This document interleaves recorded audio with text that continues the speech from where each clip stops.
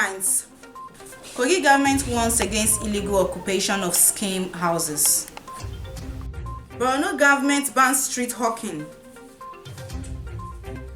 ABIA Commissioner of Police reactivates radio control room for 24-hour operation. South Korean presidential guards prevent arrest of impeached YOON after tense standoff.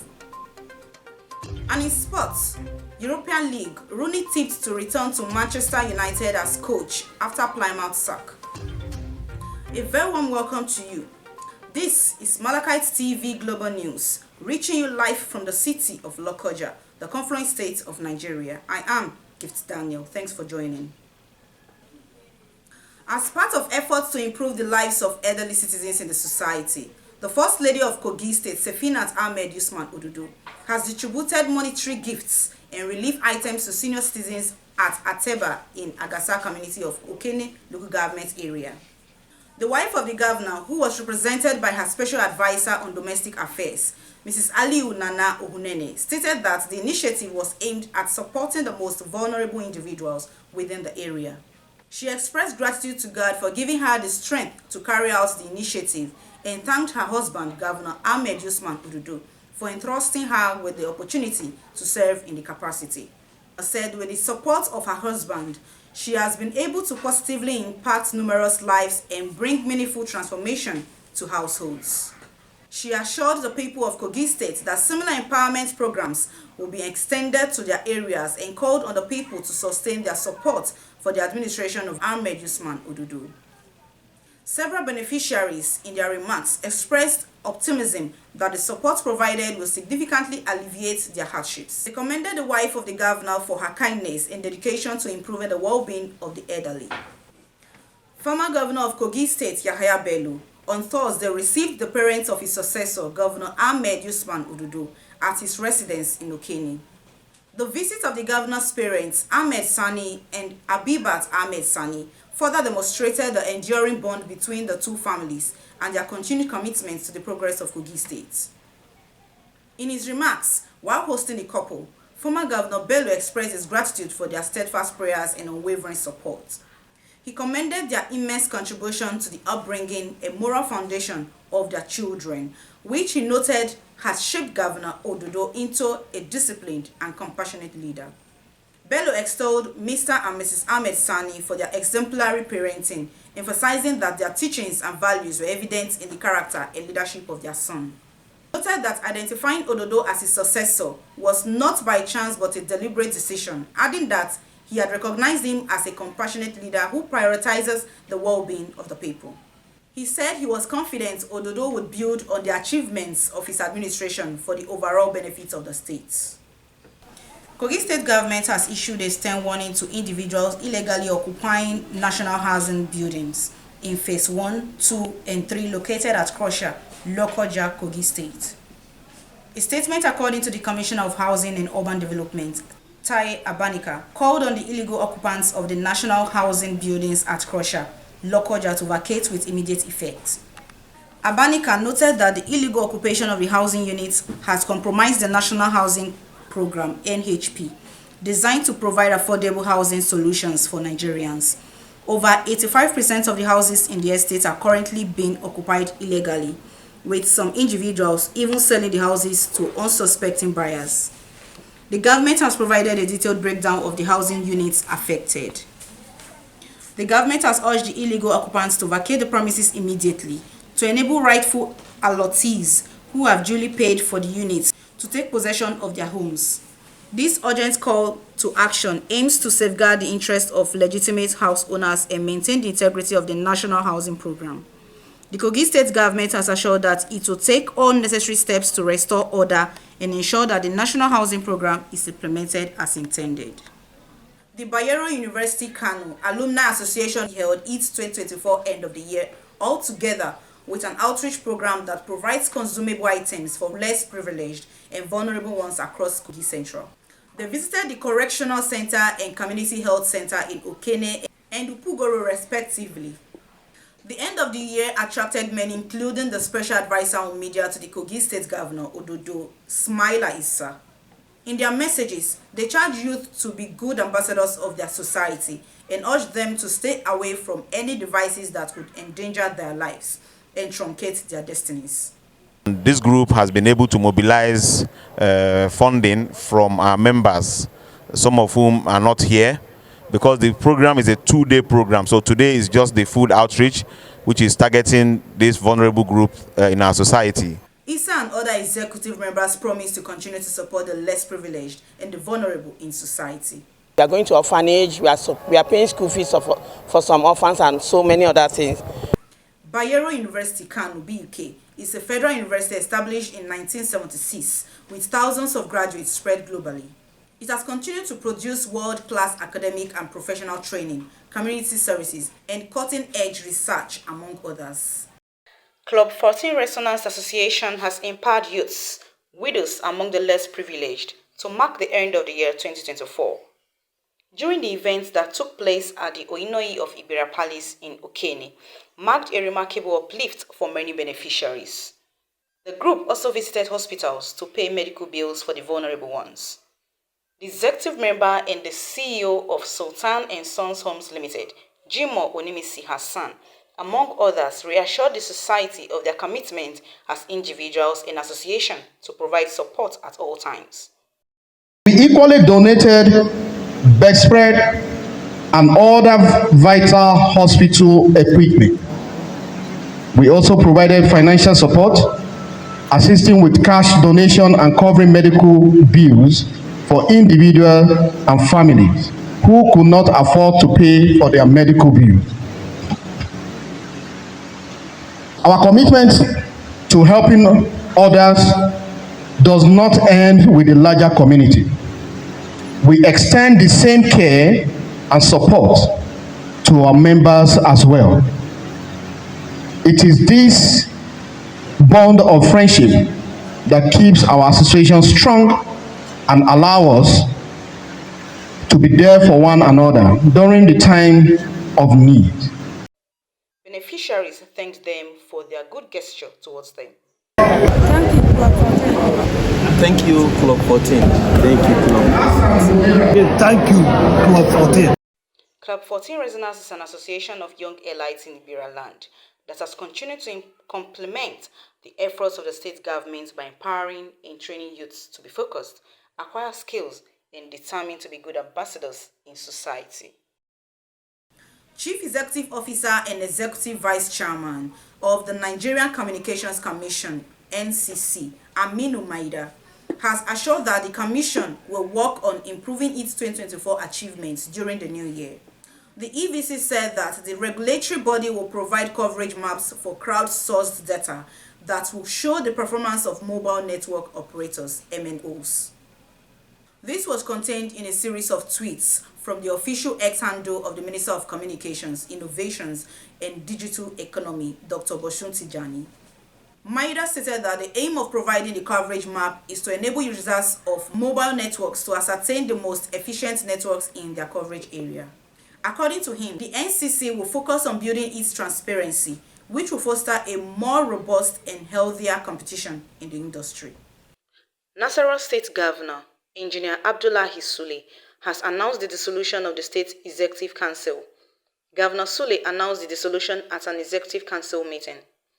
Engineer Sule has also relieved Barrister Muhammad Aliu Ubandoma, the Secretary to the Government of the State, of his position.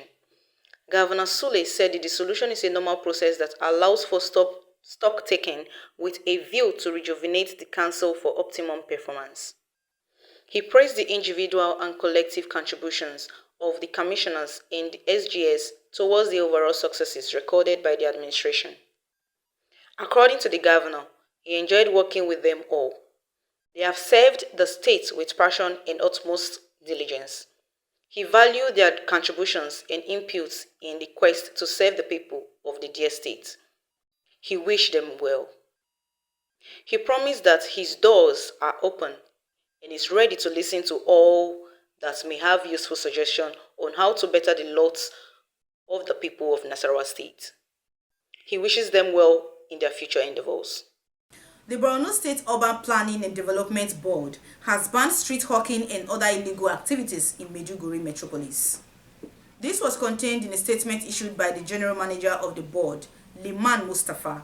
Mustafa said the ban was in accordance with the Borno State Urban Planning and Development Law of 2002. According to him, the board prohibited street hawking, the operation of tricycles and generator repair activities around the post office and Monday market areas of Maiduguri. He added that the board also banned any activities on pedestrian walkways, junctions and roundabouts, as well as the sale of engine oil on road reserves, the dumping of sand or building materials, and the mixing of cement on roads. Additionally, the construction of boreholes by roadsides was prohibited. The general manager further said that those affected by the order had been asked to vacate the occupied sites with immediate effect. The Commissioner of Police ABIA Command, Danladi Issa, has reactivated the command's radio communications office for 24-hour operation daily. The Police Public Relations Officer, ABIA, Maureen Chinaka, in a statement in Umuahia, explained that the purpose was to attend to the security needs of ABIA residents in 2025. She stated that the coverage of the office had been extended to all parts of the state. According to the statement, it is to ensure seamless communication as necessary equipment have been installed and outdated systems replaced. The Nigerian Association of Women Journalists, NAWOJ, FCT chapter, has reaffirmed its dedication to promoting professionalism and improving members' welfare as the new year unfolds. In a new year message signed by Chairperson Basi Ita Ipang and Secretary Nkiruka Okeke, NAWOJ FCT congratulates members on entering a new year, urging them to embrace renewed vigor, commitment and resilience amidst the country's economic challenges. This year, they call for collective action in advocating for women and children's rights, gender equality, eliminating gender-based violence, promoting inclusivity, and collaborating effectively to develop the association and society through ethical, impactful journalism. To their esteemed members, their dedication and support last year was exemplary. Together, they achieved remarkable feats, urges to surpass them this year, 2025.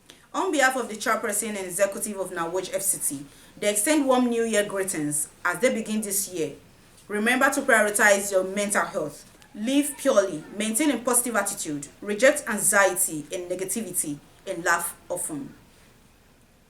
Charterhouse, a British independent school located in the Lekki area of Lagos State, has once again sparked controversy over its fees, drawing criticism from Nigerians on social media. According to its website, Charterhouse family of schools has been a leading name in British education for over 400 years.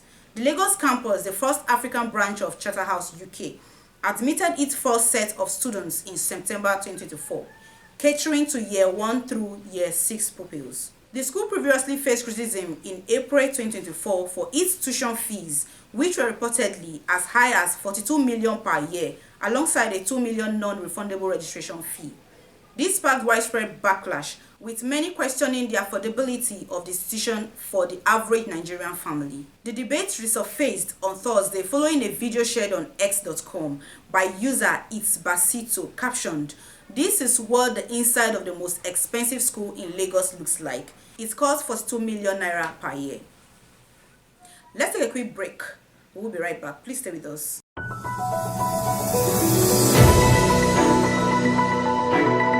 MLC TV Online is here. For your timely and reliable news that reaches you fast with the breaking news, choose MLC TV. Get human interest stories right here on MLC TV. With entertainment, sports, business, culture, tourism, and fashion news stories all featured on MLC TV. Not forgetting political and current affairs news, state and federal government and people's matters will be discussed regularly on MLC TV. MLC TV, your one-stop online destination for unbiased, accurate news, entrepreneur ideas, and youth matters to the rest of the world. MLC TV, reaching everywhere, informing everyone.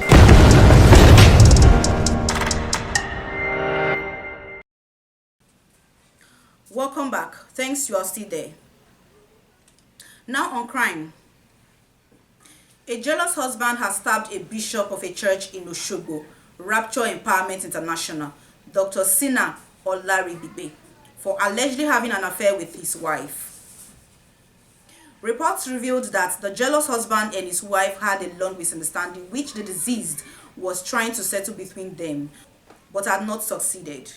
According to residents of the area, the deceased visited the wife, who lived in a different apartment located around the BCGA area behind Olorunda local government in Osogbo, the state capital. The husband, who had been suspecting the cleric for having an affair with his wife, trailed him to her house and attacked him, stabbing him multiple times in the chest. A member of the church, Isaac Oyeleye, confirmed that the bishop was stabbed to death on his Facebook page on Thursday, describing his death as unfortunate. Confirming the incident, the Osun Police Command spokesperson, CSP MEC Opalola, confirmed the incident, adding that the suspect and their estranged wife have been arrested.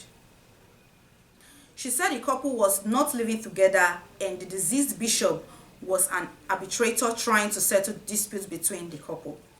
A joyous occasion has turned into a tragedy in Jahun local government area of Jigawa State after a bride allegedly poisoned food served at her wedding reception. The incident left the groom critically ill and claimed the life of one guest. Eyewitnesses suggested that the bride's actions may have been motivated by a personal vendetta, though details remain unclear. The police public relations officer for the state, Shisu Adam, confirmed the incident on Friday and revealed that an investigation is underway. Unknown gunmen suspected to be kidnappers struck again in ODO-APE community, BORNO local government area of Kogi State, killing 2 people in their farm. An eyewitness who didn't want his name to be in print described the gruesome murder of the 2 innocent individuals who were going about looking for their daily bread and met their untimely deaths as sad. He said the gunmen, who are suspected to be kidnappers, gunned down one thief man named Black while moving his farm produces to the market site in preparation for market day, which is the next day in ODO-APE. But unfortunately, he could not stop when the gunmen tried to stop him by force. Hence, they opened fire, killing him on the spot. He further noted that after they had fired Black dead, they discovered one Sunday Ayedero was on the farm within the vicinity, which is about 3 kilometers to the community. Immediately he was sighted, they opened fire and killed him instantly.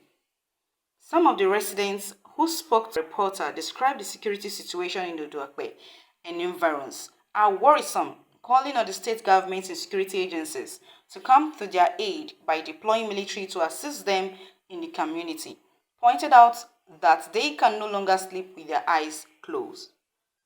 Meanwhile, the youths of the community protested this morning, Saturday, January 4th, blocking the federal highway that passes through the community, calling on the federal government to intervene on the worsening security situation in the area. However, efforts to speak with the police public relations in Kogi Command, Williams Ovie, proved abortive at the time of filing this report. Meanwhile, Kogi State Governor Ahmed Usman Ododo has ordered an immediate crackdown on the attackers responsible for the recent violence in the ODO-APE community located in BORNO local government area. According to a statement issued on Thursday and signed by the Commissioner for Information and Communications, Kingsley Fanwo, the governor directed the state security advisor to collaborate with security agencies and local vigilante groups to ensure that the perpetrators are apprehended and brought to justice. The state government also called on the public to provide credible information that could assist security agencies in their efforts to apprehend the culprits. Security operatives have already been deployed to ODO-APE and other flashpoints in the area to restore peace and ensure the protection of lives and properties. On politics, the Labour Party's Lagos State governorship candidate in 2023 elections, Gbadebo Rhodes Vivo, has stated that the economic reforms implemented by President Bola Tinubu have plunged Nigerians into unprecedented hardship. Since taking office on May 29, 2023, the president has introduced several economic reforms, including the removal of the petrol subsidy and the floating of the naira. Speaking during an appearance on Channels Television's Politics Today on Thursday, Rhodes Vivo alleged that the primary beneficiaries of these reforms are the president's friends, bankers, and government officials. Rodolphe Vivo argued that ordinary Nigerians have seen no positive impact from these reforms, accusing the government of indulging in wastefulness and an extravagant lifestyle. Next, on our foreign news. A United States Army veteran who killed 14 people by ramming a truck into a crowd of New Year's Day revelers in New Orleans had pledged allegiance to Islamic State and appeared to have made recordings in which he condemned music, drugs, and alcohol. The FBI said Shamsuddin Jabbar, a 42-year-old Texas native who once served in Afghanistan, acted alone in the attack, reversing an earlier assessment that he may have had accomplices. He was killed in a shootout with police after the rampage, which also injured dozens of people, and he has labeled by the FBI as an act of terrorism. Meanwhile, law enforcement officials in United States cities were beefing up security after the deadly attack in New Orleans, and the explosion outside a Trump hotel in Las Vegas raised fears of more threats in a month packed with large-scale public events. Police in Washington, the site of the January 9th state funeral for former President Jimmy Carter and President-elect Donald Trump's January 20th inauguration, said in a statement that they had raised security across the city in light of recent events and that the community will notice an increased police presence. South Korea's presidential guards and military troops prevented authorities from arresting impeached President Yoon in a tense 6-hour standoff inside Yoon's compound in the heart of Seoul. Yoon is under criminal investigation for insurrection over his December 3rd martial law bid that stunned South Korea and led to the first arrest warrant to be issued for a sitting president. CIO officials and police evaded hundreds of Yoon supporters who gathered in pre-dawn hours near his residence on Friday, who adopted the Stop the Steal slogans popularized by US President-elect Donald Trump's supporters to block the arrest. Officials from the CIO, which is leading a joint team of investigators, arrived at the gates of the presidential compound shortly after 7 a.m. and entered on foot. A CIO official told reporters once inside the compound, the CIO and police were outnumbered by cordons of Presidential Security Service (PSS) personnel, as well as troops seconded to presidential security. He said more than 200 PSS agents and soldiers blocked the CIO officers and police. While there were altercations and PSS agents appeared to be carrying firearms, no weapons were drawn. Yoon, who have been isolated since he was impeached and suspended from power on December 14, was not seen during the standoff. South Korea's defense ministry said the troops involved were under the control of the PSS. The CIO called off the efforts to arrest Yoon around 1:30 p.m. due to the concerns over the safety of its personnel and said it deeply regretted Yoon's non-compliance. Next is sport updates.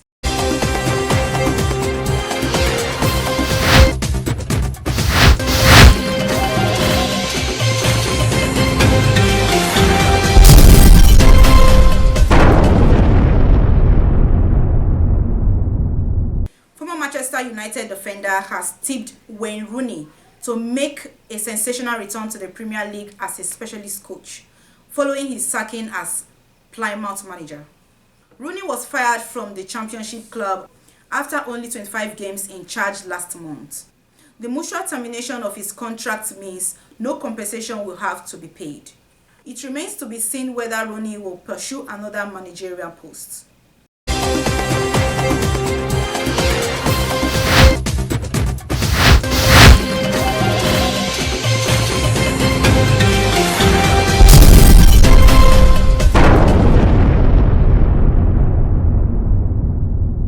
From our entertainment desk.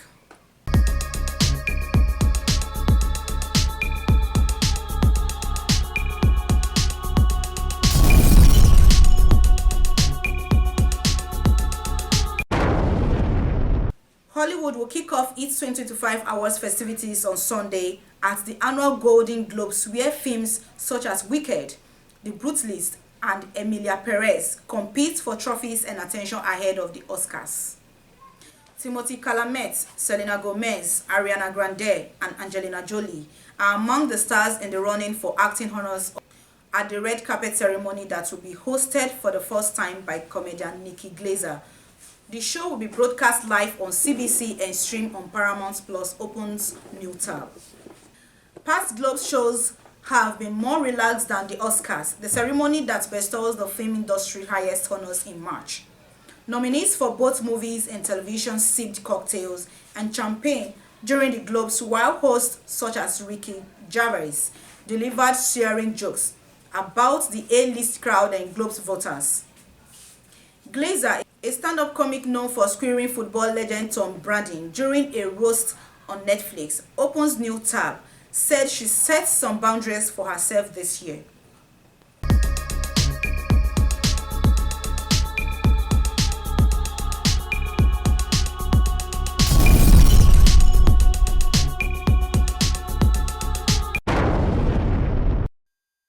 The governor of Kano State, YUSUF, has expressed deep condolences over the loss of the mother of Jeremiah Enemona Ocheme, late Mrs. Helen Adiza Ocheme, distinguished reporter with AIT serving in Kano. In a condolence message signed by a spokesperson, Sanusi Baturi Dawanki Tofa, Governor Yusuf extended his sympathies to Jeremiah Ocheme and the entire AIT family. The governor praised the late mother for her exemplary role in raising a dedicated and hardworking journalist, praying for God to grant her eternal rest and the family the strength to bear the loss. The governor prayed to Almighty Allah to grant departed soul eternal rest, provide comfort and peace to their families during this difficult time. Governor Yusuf reiterated his belief in the vital role played by journalists and academics in shaping society and promised to continue supporting these pillars of development in Kano State. And this is where we wrap it up on today's news. For more information on contributions and advert placements, please call the numbers displayed on your screen. Join us daily to watch our news and other exciting programs that will brighten your day. You can also subscribe to all our social media handles to watch our previous and subsequent programs. We are MLC TV, reaching everywhere, informing everyone. Please be your brothers and sisters keeper to build a happier and better society together. I am Gift Daniel. Thanks for watching. Have a beautiful weekend.